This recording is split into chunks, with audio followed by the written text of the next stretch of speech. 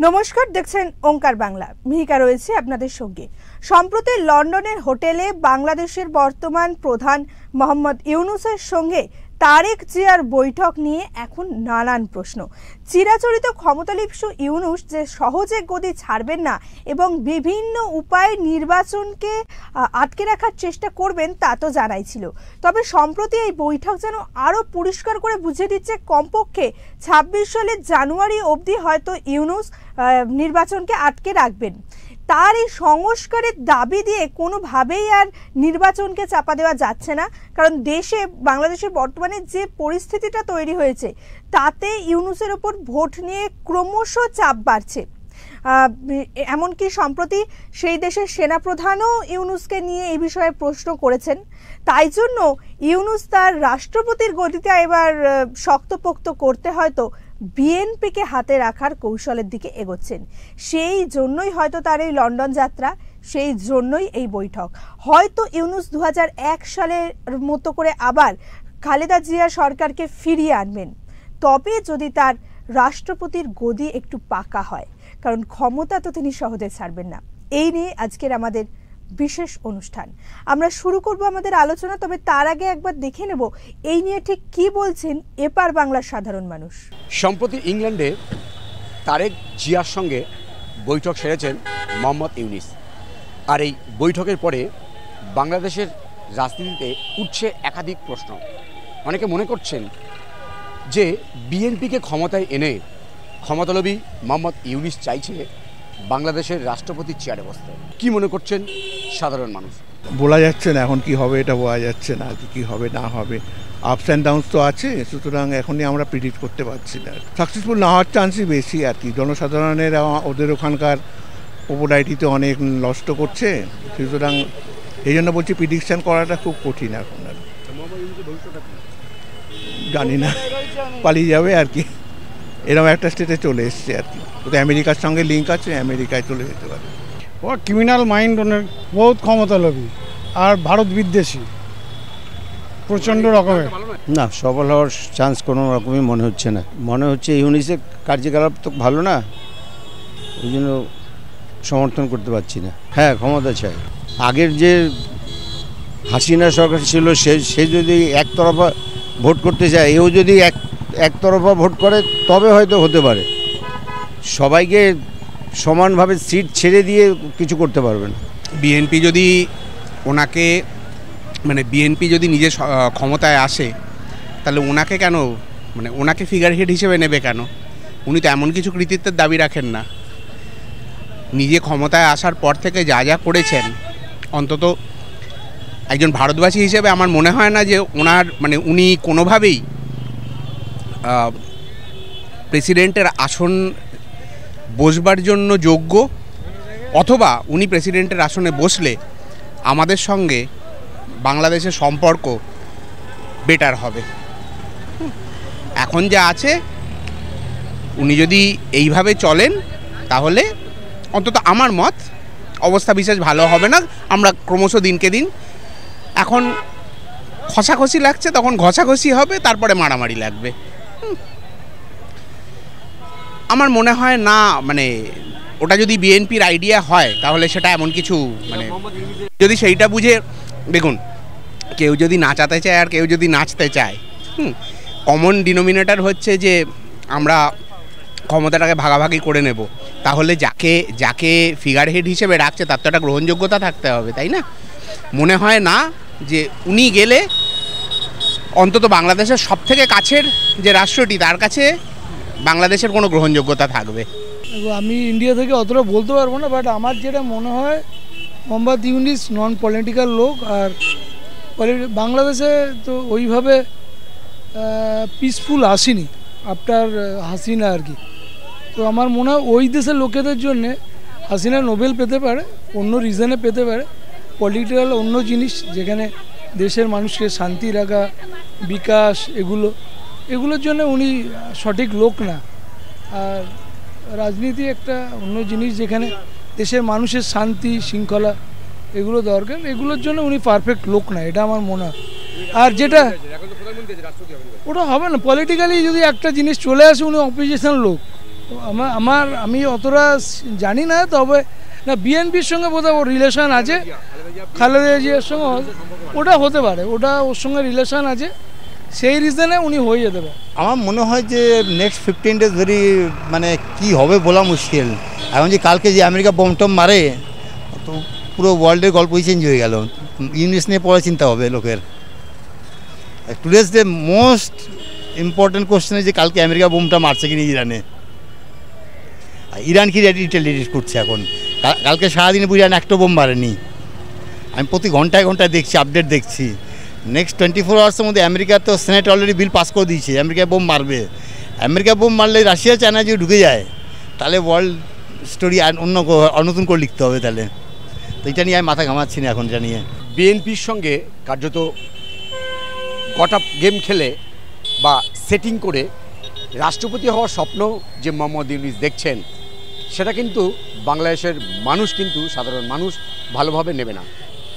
এবং মোহাম্মদ ইউনূসের রাষ্ট্রপতি হওয়ার সম্ভাবনা বা তার যে ষড়যন্ত্র, সেই ষড়যন্ত্রে বাংলাদেশের মানুষ অন্তত সায় দেবে না, এমনটাই মনে করছেন বেশিরভাগ সাধারণ মানুষ। এখন দেখার মোহাম্মদ ইউনূস শেষ পর্যন্ত তিনি কি করেন।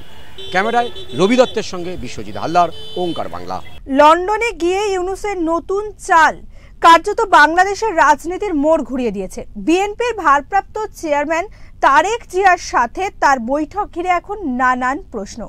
এতদিন যিনি সংস্কারের দোহাই দিয়ে গদি আঁকড়ে রাখার চেষ্টা করেছেন, এবার তার খেলাটা ঠিক কোন দিকে ঘুরবে সেটাই দেখার।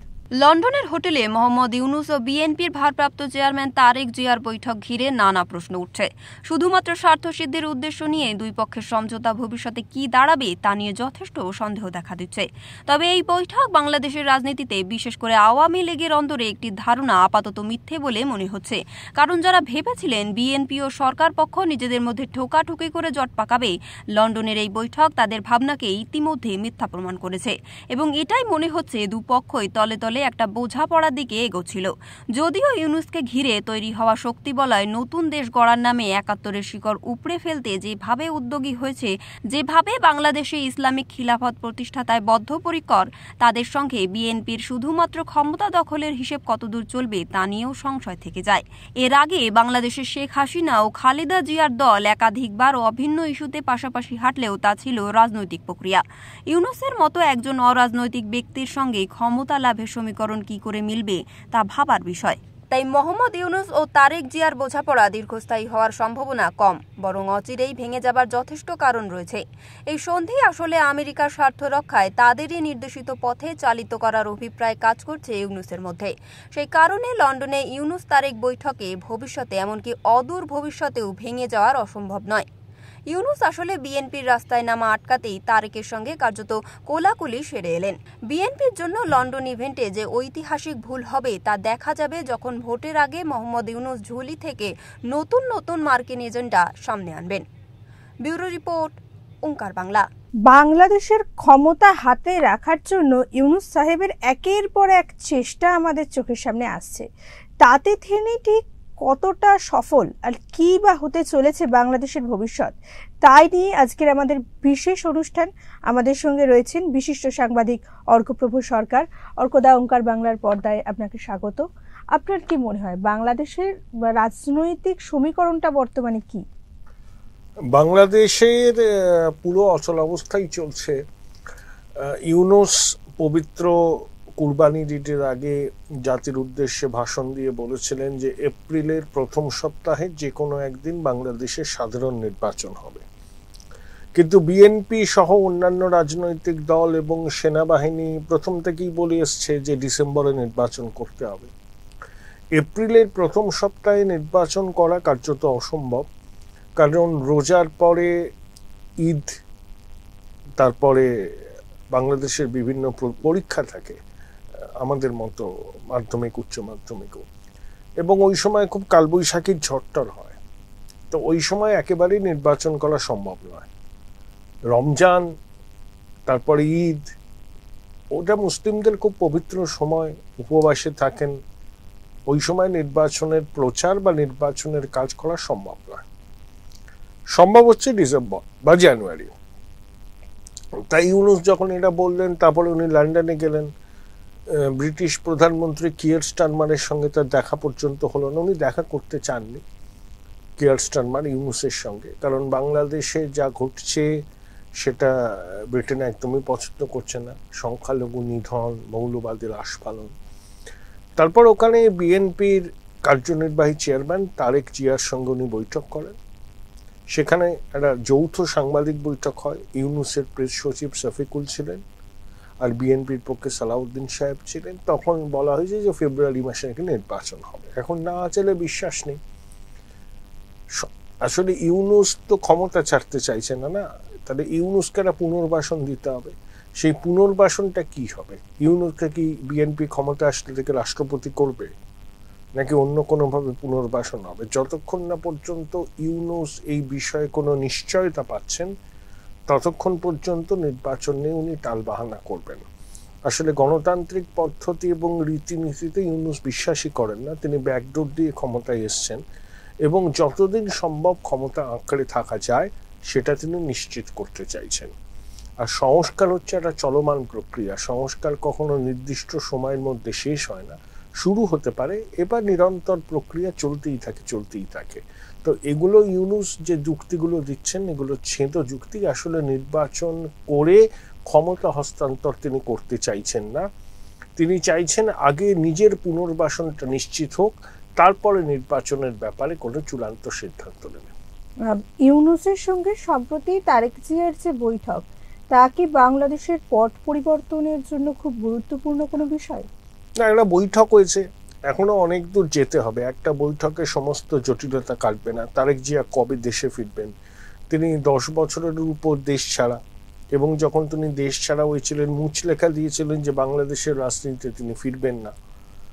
এখন তারেক জিয়া দেশে ফিরলে পরে বোঝা যাবে।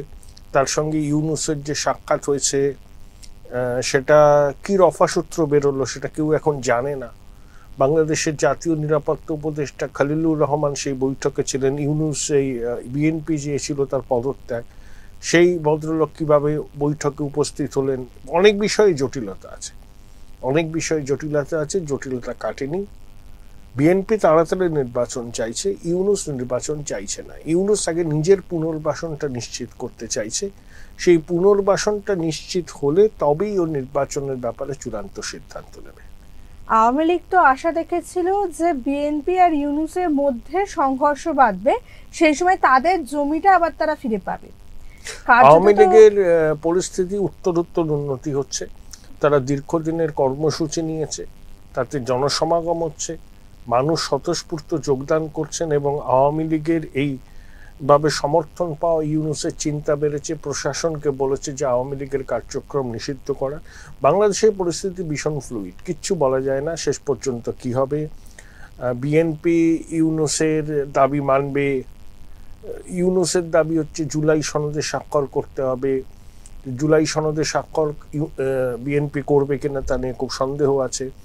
এবং ইউনুসের একটা প্ল্যান হচ্ছে জামাত সহ জাতীয় নাগরিক পার্টির সঙ্গে বিএনপির একটা নির্বাচনী সমঝোতা হোক, যাতে বাংলাদেশের সংসদে ইউনুসের পার্টি, জাতীয় নাগরিক পার্টিরও একটা রিপ্রেজেন্টেশন থাকে। এগুলো অনেক নিটিগ্রিটি, সূক্ষ্ম ব্যাপার আছে।